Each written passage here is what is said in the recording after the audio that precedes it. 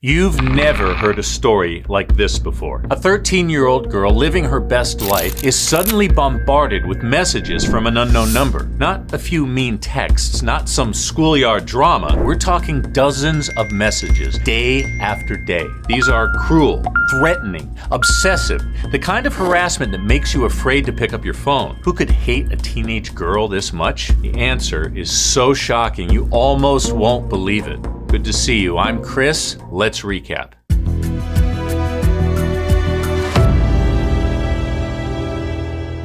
So let's rewind to 2019, where this whole nightmare begins. Lauryn Licari is just 12 years old when she meets Owen McKinney in 7th grade. They bond quickly. Sports, school, the usual middle school stuff. And like a lot of young crushes, it turns into dating. Now, this isn't some star-crossed lovers situation. Their two families bonded over their new relationship. Lauren's mom, Kendra, even got close with Owen's mom, Jill. Everyone's happy, everyone's supportive. What could possibly go wrong, right? Then comes Halloween. Owen gets invited to one of the biggest social events of the year for Beale City kids, the Wilson family's annual Halloween party. Think costumes, music, the kind of party every teenager wants an invite to. He asks Lauryn to come along as his date. Sounds cute, right? Except she doesn't want to go. And that's when things take a turn. Lauryn and Owen start getting their first anonymous text messages, mocking Lauryn for not being invited to the Halloween party. Just like that, there's a mysterious voice in their phones, tormenting them from the shadows. At first, Lauryn and Owen are just confused. The texts don't make sense. Who could they even be from? This isn't New York City. This is Beale City, Michigan, a farming town so small it basically has one stoplight and everyone knows everyone. If you sneeze in Beale City, half the town will say bless you. And the school is just as tight-knit as the town. Fewer than 400 kids total between middle school and high school. Everyone grew up together. Everyone knows the gossip, and no one can hide anything for long. Lauryn is the quiet, athletic type. Her mom, Kendra, is the outgoing one. She's the cool mom, the one who has it all together, the one who coaches basketball, softball, and track at school, but also has a day job at Ferris State University as, wait for it, an IT specialist on cell phones. So let that sink in. At home, she runs the show. The schedule, the money, the day-to-day. Meanwhile, Lauryn's dad, Sean, is the down-to-earth guy. Works at an auto body shop changing oil, but cheers Lauryn on from the sidelines. As an only child, the Licari's entire world revolves around Lauryn.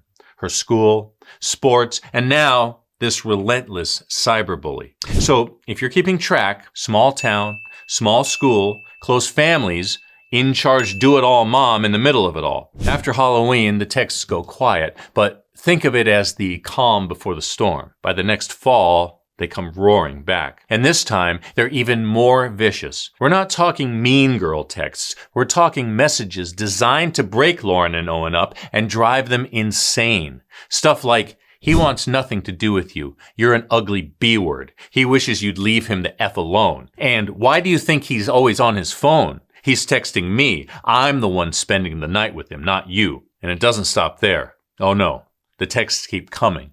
Dozens, every single day. Each one nastier than the last. We're talking messages calling her ugly, friendless, alone. And honestly, that's the Hallmark card version. Those are the nice ones. This isn't casual bullying. This is targeted psychological warfare. This person is using a random number generator, so every text comes from a different unknown number, like playing whack-a-mole with a ghost. Lauryn tries to fight back. She calls the numbers to see who picks up. No luck. She tries blocking them. Doesn't work. She tries begging them to stop, tells them she'll do whatever they want, but the messages don't slow down. They explode. Day after day, more texts pour in. Some only go to Owen, some only to Lauryn, and some land in a group chat with both of them, because why torment one teenager when you can torment two at the same time? At night, Owen's parents actually start taking his phone away just to keep tabs on the chaos. And what do they find? Sometimes as many as 50 messages in a single day. 50! Imagine trying to do your homework while your phone is lighting up like Times Square. A lot of them are graphic, sexual, inappropriate in a way that makes adults blush. And we're talking about messages sent to a 13-year-old kid. For Lauryn, It's unbearable. She agonizes over what to wear to school every morning because every outfit, every word, every move is instantly shredded by this invisible bully. She cries constantly, and honestly, who wouldn't? Everyone bands together trying to figure out who's behind this because the messages aren't generic. They're weirdly specific. This person knows things. The bully calls Lauryn by her nickname, Lo. They know about her teammates, her circle of friends, the tiniest details about her relationship with Owen, what she's wearing that day, and what she's doing. This isn't some random troll halfway across the internet. This is personal, like someone inside their own orbit, close enough to watch everything and cruel enough to weaponize it. And here's the worst part. It's working. By 9th grade, Owen finally breaks up with Lauryn. They've been together for 2 years, but the constant barrage of messages is just too much. His hope? Maybe if they split, the texter would get what they wanted and finally stop.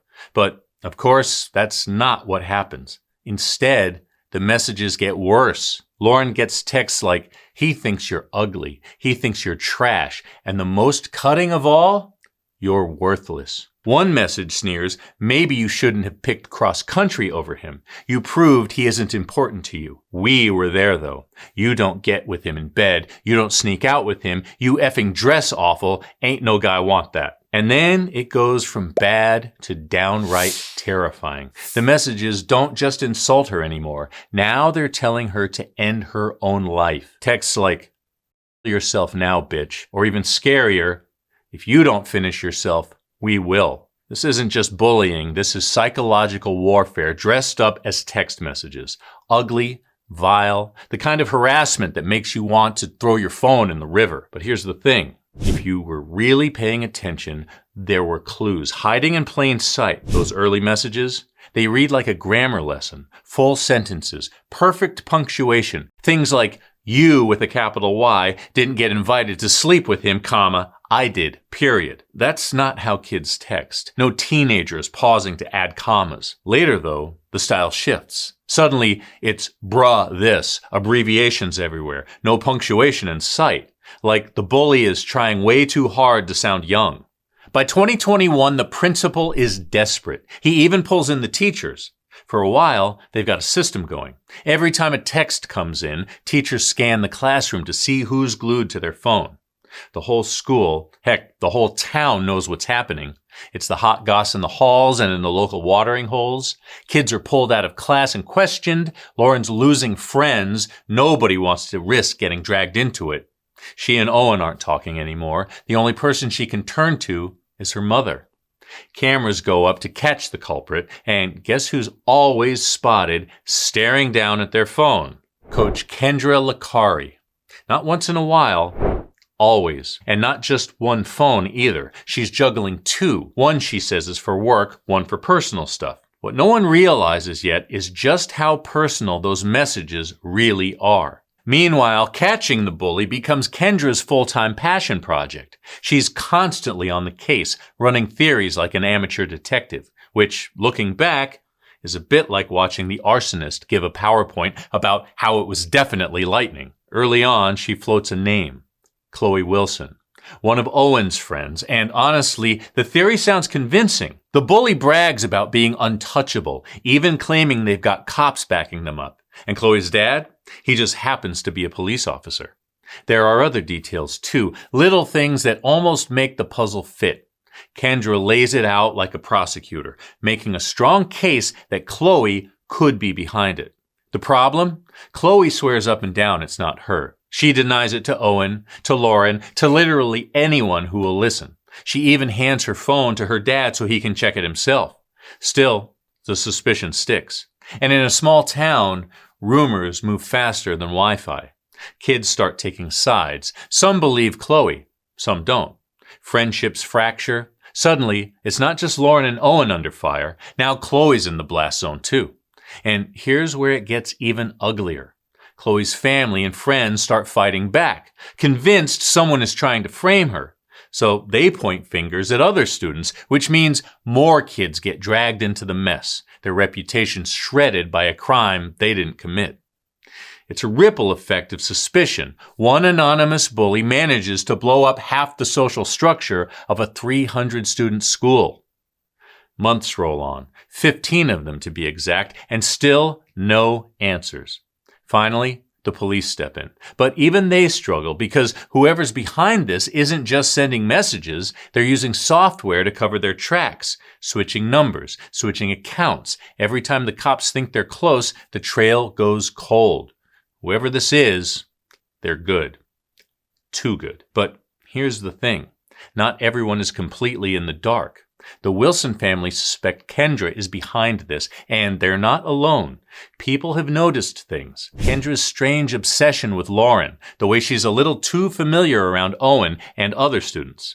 Still, the idea felt insane. A mother sending thousands of vile, graphic, abusive messages to her own daughter? To her daughter's boyfriend? Trying to frame another teenager for it all? It was unthinkable. Too crazy to be real. But then came the spring of 2022.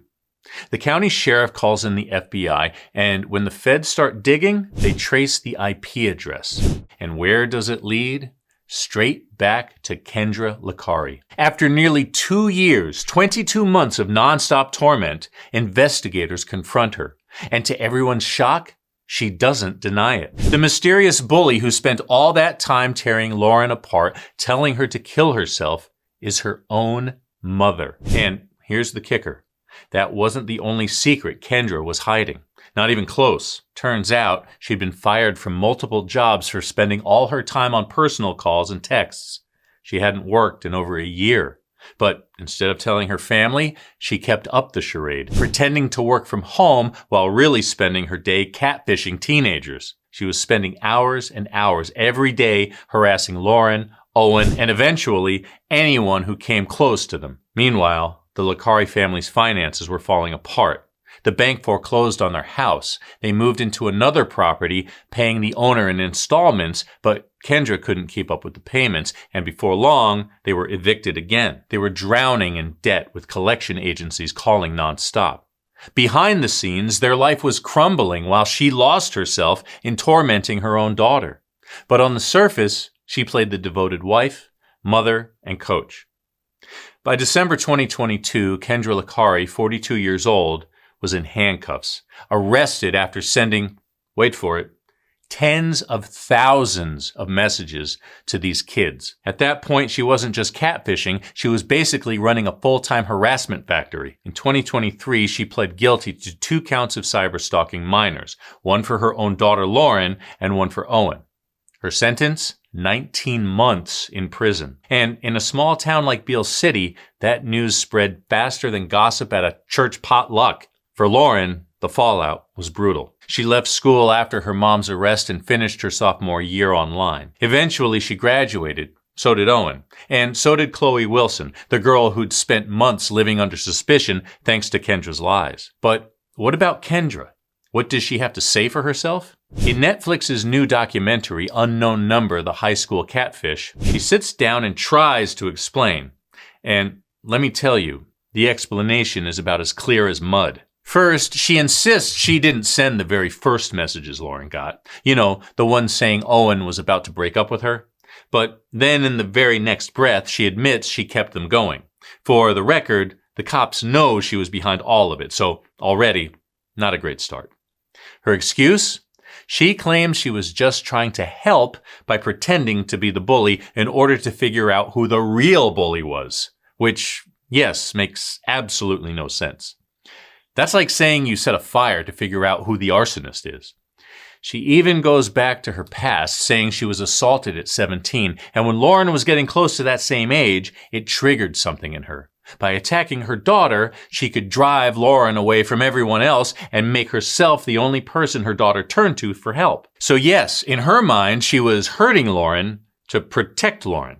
And if you're sitting there thinking, that sounds like the plot of a bad Lifetime movie, this actually was a Lifetime movie. It's called Meanest if you want to check it out. So here's the question everyone wants to know. After all this, does Kendra even have a relationship with her daughter? Well, while she was in prison, her husband Sean divorced her, and Lauryn wasn't allowed to see her, which frankly feels like the bare minimum after you've been cyberstalked by your own parent. Now that Lauryn's 18, the decision is hers. Does she want to see her mother again?